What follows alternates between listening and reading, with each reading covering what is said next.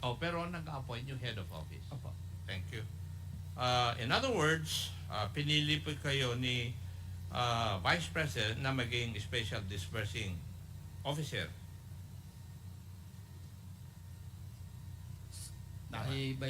By trust and confidence po. Yes. Okay.